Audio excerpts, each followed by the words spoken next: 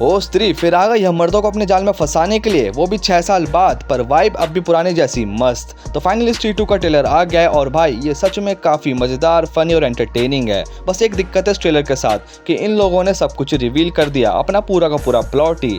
जब 2018 में स्त्री मूवी आई थी तो उसने बहुत बवाल मचाया था, लोगों को काफी पसंद आई थी ये मूवी, और ये मूवी है जो इस हॉरर कॉमेडी यूनिवर्स की सबसे हाईएस्ट क्रॉसिंग मूवी बनी थी। सेकंड नंबर पर मुंजिया है, शर्म कर भेड़िया। इस यूनिवर्स की स्टार्टिंग से यही प्रॉब्लम रही है कि हॉरर कॉमेडी बोला जाता है पर हॉरर कम और कॉमेडी ज़्यादा रह जाता है। हर बार एक ही टेम्पलेट को यूज़ करा जाता है, जिसका सबसे बेस्ट एग्जांपल है मुंजिया।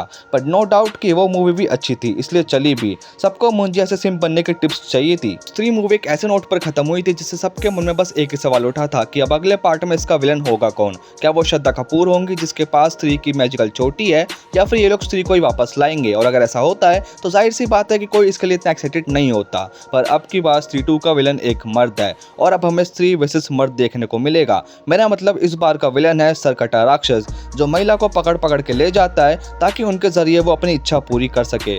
उसका सर ढूंढने की बात कर रहा हूँ मैं। तो बेसिकली सरकटा राक्षस वही है जिसने स्त्री को स्त्री बनाया। मतलब स्त्री जो पहले एक नॉर्मल नारी थी, जो एक वैश्या थी, जब उसने इस दिल जले आशिक को रिजेक्ट करा तो इसने उसको मार डाला। इसके बाद वो एक अबला नारी से अबजा नारी बन गई, और अब क्योंकि चंदेरी से स्त्री चली गई है क्योंकि वहाँ के लोगों ने स्त्री की रिस्पेक्ट करी, जो सबको करनी चाहिए, पर जो सिर्फ डिजर्विंग हो सिर्फ उसी की। तो स्त्री वहाँ से चली गई और स्त्री के जाने से ही सरकटा राक्षस वापस आ गया है, जैसा किताबों, किस्सों और कहानियों में लिखा हुआ था।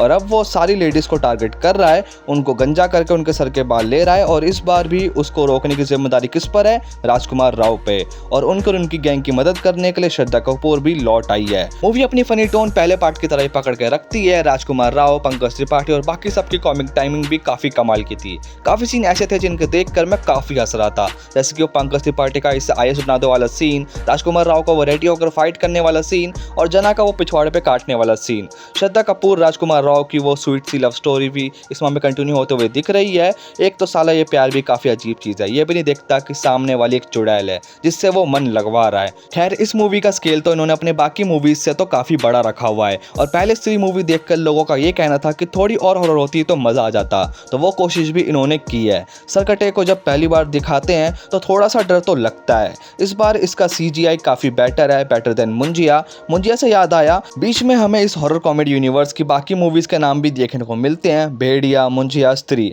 अब बोला तो ऐसा जा रहा है कि शायद से वरुण धवन वाला भेड़िया का कैमियो भी हमें देखने को मिलेगा इसमें, पर वो देखते हैं आगे। पर दिक्कत यह है कि इन्होंने स्त्री का कमबैक भी रिवील कर दिया। अब ऑडियंस पहले ही सरकटे को देखकर इतना एक्साइटेड तो हो गई थी कि वो आपकी मूवी थिएटर में आके देखने को तैयार थी, तो आपको स्त्री को कमबैक का रिवील करने की कोई जरूरत नहीं थी। खैर इससे ये तो पता लगता है कि स्त्री इस बार पॉजिटिव साइड होगी सरकटे का आतंक खत्म करने के लिए, और अपना पुराना रिवेंज भी लेगी उससे। लेकिन सरकटे का सर पहले से कटा हुआ है, तो वो इस बार क्या काटेगी? Oh shit.